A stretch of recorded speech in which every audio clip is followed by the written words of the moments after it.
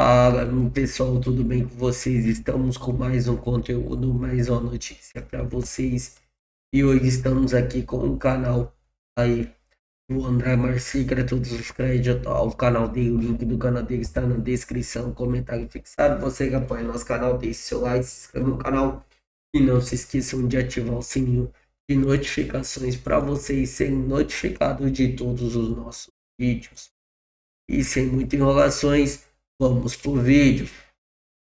Moraes deu hoje mais um show de truculência. Mandou a Polícia Federal às 7 horas da manhã atrás de armas na casa do Jair Bolsonaro.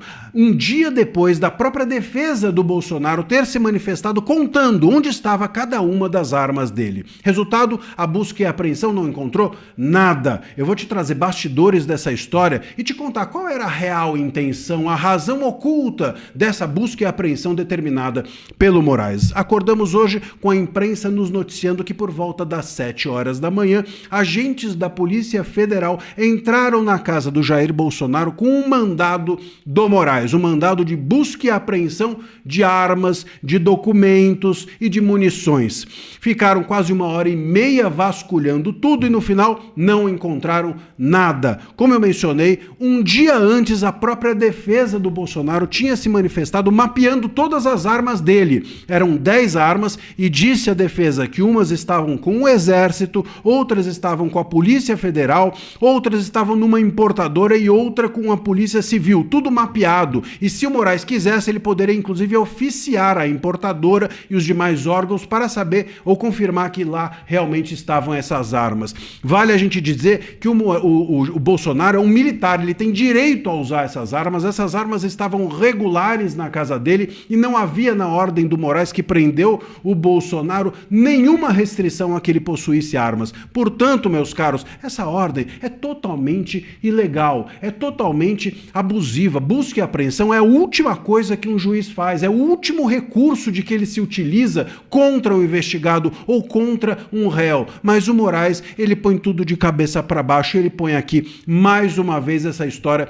de cabeça para baixo e age de forma abusiva, de forma a tentar humilhar o Bolsonaro, a tentar humilhar a família Bolsonaro, o clã Bolsonaro. Vamos aqui nos recordar que dentro da família Bolsonaro há um candidato da direita que tem a grande chance de se tornar presidente do país e a gente tem do outro lado um Lula que é consorciado estatalmente com o próprio STF. O consórcio estatal formado entre STF e governo federal Lula não é de hoje que funciona e que é a eles indesejável que o clã Bolsonaro tenha sucesso. E óbvio que essa é uma medida para humilhar o Jair, para humilhar o clã Bolsonaro, para constranger a todos, para mostrar, vamos dizer assim, quem manda realmente nesse país. Essa é a intenção dessa decisão do Moraes. Agora, não é a única. Tem uma outra intenção. Tem uma intenção aqui oculta por trás, não é? E que eu vou te contar agora. Mas antes, quero que você se inscreva aqui no nosso canal, porque eu descobri que mais da metade das pessoas que todos os dias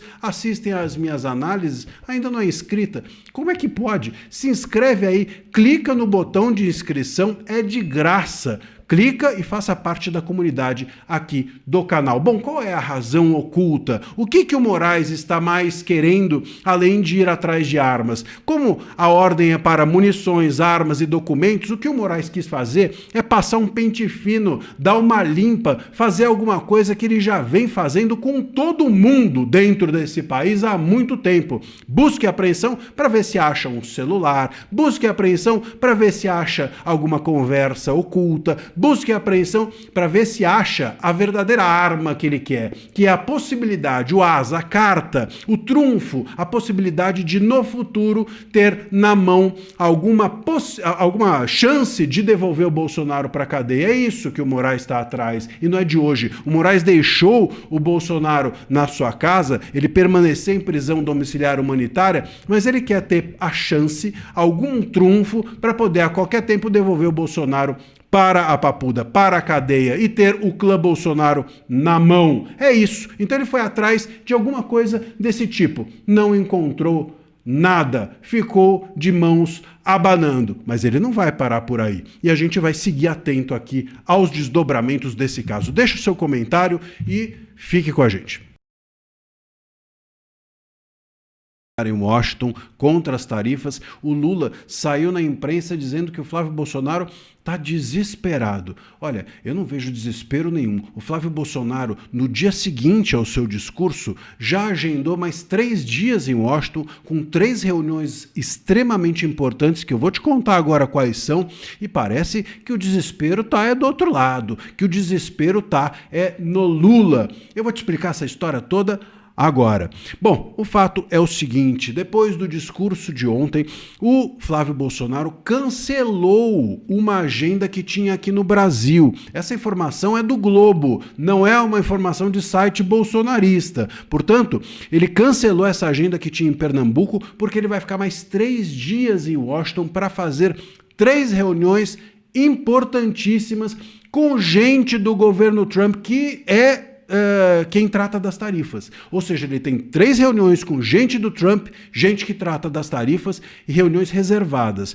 Portanto, esse papinho do Lula, que o Lula e boa parte da imprensa, a imprensa estatal, a velha imprensa que vinha dizendo, ele vai lá, mas essa audiência que ele vai fazer são só 5 minutos, ele vai lá, mas o Lula não precisa ir lá, porque esses 5 minutos não importam, essa audiência é uma audiência privada, não é para governos. Então, como é que fica esse papinho agora, se por ele ter ido a essa audiência, ele cavou outras 3 reuniões importantes que o Lula deveria ter feito o papel de cavar, porque ele é o presidente, não Flávio Bolsonaro. Então aí o Lula vem para a imprensa, como não conseguiu nem ir para a audiência e nem conseguir 3 reuniões depois, como o Flávio conseguiu, o Lula vem para a imprensa, segundo a Folha, claro, dizendo o seguinte: olha, o Flávio está desesperado para descolar a sua imagem da tarifa. Quando o Lula faz essa narrativa, ele está querendo colar a imagem de que o Flávio está ligado às tarifas.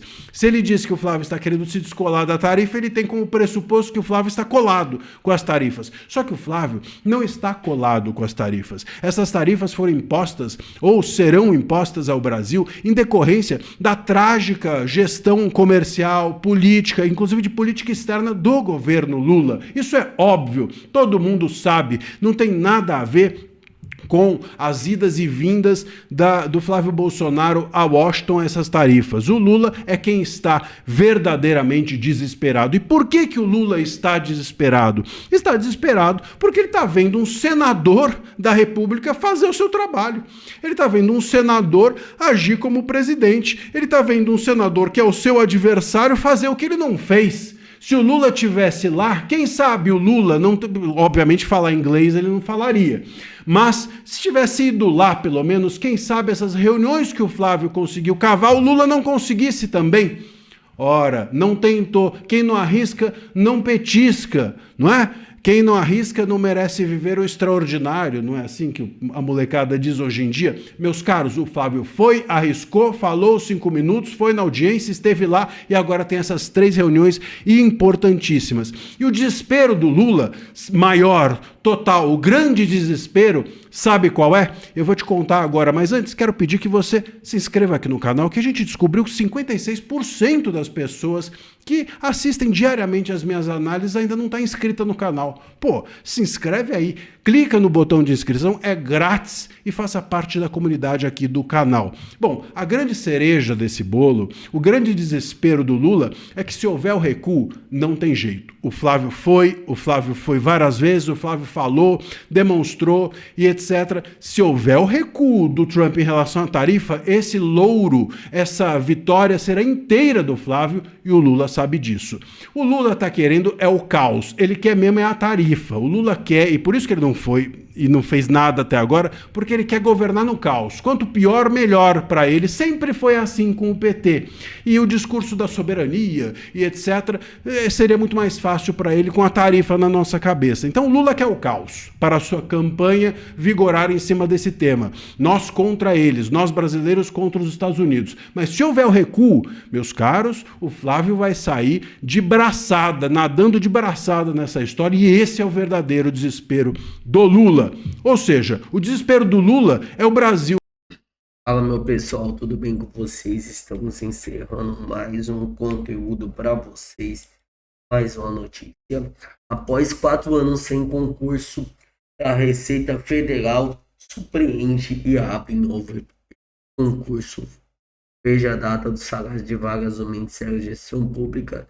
A portaria paga 30 vagas de auditor fiscal com salário inicial de 22,9 mil e 116 para na vista tribunal com 12.700. Meu pessoal. Pessoal aí que tá no governo sempre ganhando muito mais que a gente. A gente tem que estudar, pessoal. Pra quem ainda é novo aí, você vê que a diferença de salário é muito alta. E hoje, para você fazer o seu alimento básico, é um salário mínimo. E você vê que ainda tem que pagar aluguel, pagar casa, pagar luz, pagar conta de água. É difícil a gente sobreviver com um salário mínimo e é o que estão pagando pra gente. Então é isso, pessoal. Muito obrigado a todos que estão assistindo até aqui. Até o próximo vídeo. Então esse foi o vídeo, pessoal. Muito obrigado a todos que estão assistindo o vídeo completo. Deixem o seu like, se inscrevam no canal e não se esqueçam de ativar o sininho de notificações para vocês serem notificados de todos os novos. Muito obrigado a todos. Muito obrigado a todos que estão acompanhando. Deixa o próximo vídeo. Não se esqueçam de pessoal deixar o hype aí. Se tiver aí para dar o hypezinho agora para nós. A gente vai estar ajudando muito.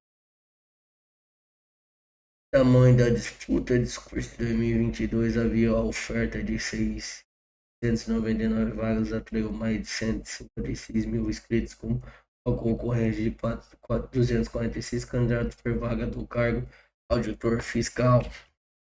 Essa é a onda. Vamos pra cima.